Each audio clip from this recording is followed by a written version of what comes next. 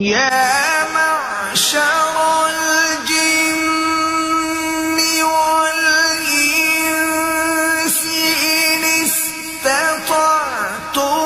أن تنفذوا من أقطار السماوات والأرض فانفذوا لا تنفذون إلا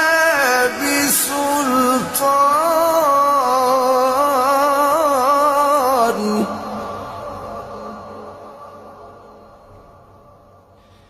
فبأي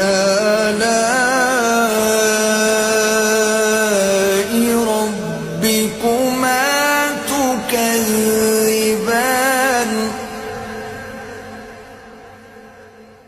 يرسل عليكما شواظ من نار ونحاس